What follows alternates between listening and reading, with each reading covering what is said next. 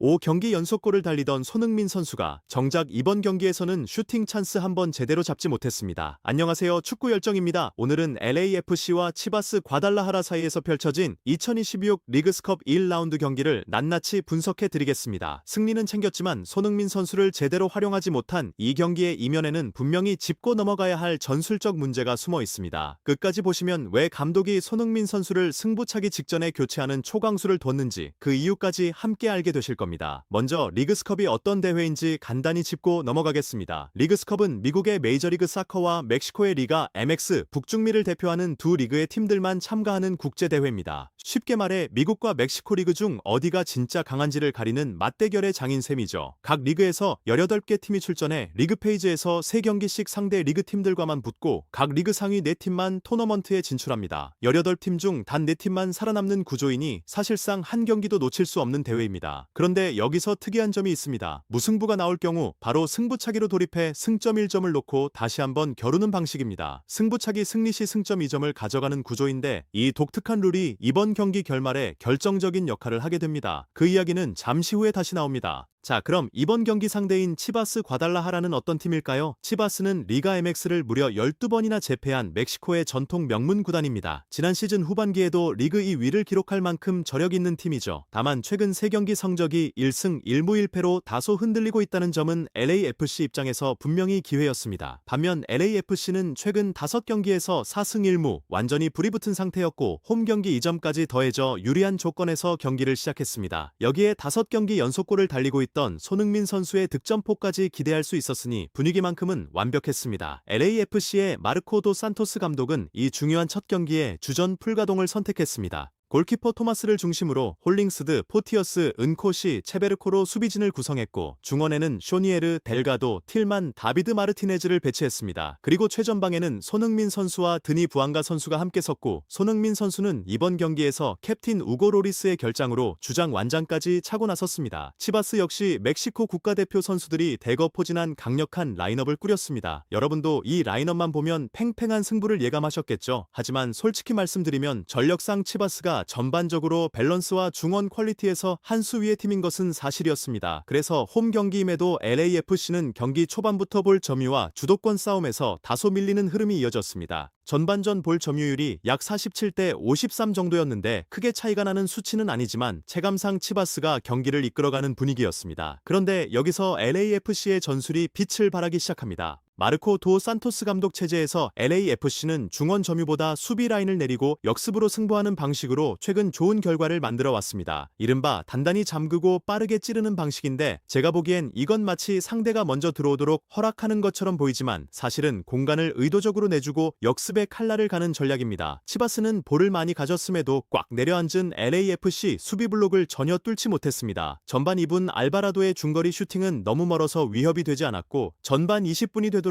치바스는 의미 있는 찬스를 단 한 번도 만들어내지 못했습니다. 반면 손흥민 선수는 전반 4분 순간적인 몸 방향 전환으로 수비 2명을 동시에 무력화시키는 장면을 만들어냈습니다. 전반 5분에도 왼쪽 측면에서 특유의 타이밍을 빼앗는 드리블로 수비를 제치며 존재감을 알렸죠. 손흥민 선수는 이번 경기에서도 초반부터 상대 수비 라인에 끊임없이 부담을 주는 역할을 해냈습니다. 그런데 문제는 따로 있었습니다. 동료들의 마무리 퀄리티가 너무 아쉬웠습니다. 전반 11분 손흥민 선수의 프리킥 패스를 마크 델가도가 허무하게 흘려버렸고 전반 16분에는 델가도가 부앙객에 받을 수 없는 엉뚱한 지역으로 패스를 내주며 공격 기회를 날렸습니다. 전반 18분에는 다비드 마르티네즈의 환상적인 크로스를 받은 부앙가가 골키퍼 키를 넘기는 슈팅을 시도했지만 사실상 비어있다시피 한 골문에 넣지 못하는 믿기 어려운 장면이 나왔습니다. 여러분도 그 장면 보셨다면 분명 탄식이 나오셨을 겁니다. 전반 23분에도 상대 수비 클리어링 실수에서 부앙가의 발리 슈팅이 나왔지만 골키퍼 정면으로 향했고 전반 24분에는 손흥민 선수가 또다시 수비 2명을 한 번에 제쳐내는 믿기 어려운 움직임으로 찬스를 만들었지만 마르티네즈의 슈팅이 수비에 막히며 득점으로 연결되지 않았습니다. 찬스는 넘쳐났는데 골이 나오지 않는 전형적인 흐름이었죠. 치바스도 상황이 나아지지 않았습니다. 전반 28분 고베아의 슈팅은 하늘로 떴고 전반 30분 박스 안에서 곤살레스에게 찬스가 왔지만 홈런성 슈팅으로 날렸습니다. 33분에도 의미 없는 중거리 슈팅을 반복할 뿐 치바스는 LAFC의 수비 블록을 끝내 뚫어내지 못했습니다. 그러던 전반 38분 마침내 균형이 깨졌습니다. 다비드 마르티네즈가 오른쪽 측면 공간을 파고들며 페널티 박스 안으로 침투하는 부앙객에 완벽한 컷백 크로스를 연결했고 부앙가가 침착하게 마무리하며 LAFC가 먼저 리드를 잡았습니다. 수비 후 역습. 최근 LAFC가 가장 잘 써먹고 있는 공식이 이번에도 정확히 작동한 순간이었습니다. 그런데 기쁨도 잠깐이었습니다. 득점 직후인 42분 거의 내주지 않던 찬스가 갑자기 터졌습니다. 멕시코 국가대표 알바라도가 완벽하게 마무리하며 순식간에 1대1 동점이 되어버렸고 LAFC는 다소 허탈한 분위기로 전반전을 마무리하게 됐습니다. 후반전에도 양상은 크게 다르지 않았습니다. LAFC는 수비 라인을 내리고 역습으로 득점을 노렸고 치바스는 여전히 LAFC의 수비 블록을 뚫지 못하며 중거리 슈팅을 남발했습니다. 후반 51분 마르티네즈가 박스 안에서 결정적인 찬스를 잡았지만 무리한 슈팅으로 날려버렸습니다. 그리고 정작 5경기 연속골을 달리던 손흥민 선수에게는 후반 74분 프리킥 슈팅 한 번이 전부였습니다. 손흥민 선수의 그 프리킥은 골대를 아슬아슬하게 스쳐 지나가며 득점에는 연결되지 않았지만 여전히 날카로운 킥 감각만큼은 확인할 수 있었습니다. 하지만 이게 전부였다는 사실이 너무 아쉬웠습니다. 그리고 결정적인 장면이 찾아왔습니다. 마르코 도 산토스 감독은 1대1 동점 상황, 승부차기가 눈앞에 보이는 그 순간에 손흥민 선수를 교체하는 초강수를 선택했습니다. 승부차기의 핵심 키커를 미리 빼버린 결정이었습니다. 저는 이 교체 결정이 이번 경기에서 가장 큰 의문표라고 생각합니다. 손흥민 선수는 최근 5경기 연속골을 터뜨리며 완전히 절정의 폼을 달리고 있는 선수입니다. 승부차기처럼 심리전이 극대화되는 상황에서 가장 믿을 수 있는 키커를 미리 빼버린다는 건 팀이 스스로 가장 강력한 무기를 내려놓는 것과 같습니다. 제 개인적인 생각으로는 마르코 도 산토스 감독이 앞으로 손흥민 선수에게 훨씬 더 많은 슈팅 찬스를 만들어주는 동시에 승부차기 같은 결정적 순간에는 그를 최대한 활용하는 방향으로 전술을 다듬어야 한다고 봅니다. 결과적으로 LAFC는 치바스의 첫 번째 키커가 골문 밖으로 슈팅을 차버리는 행운까지 더해지면서 승부차기를 승리로 마무리했고 최종 승점 2점을 챙겼습니다. 이긴 경기임은 분명하지만 손흥민 선수를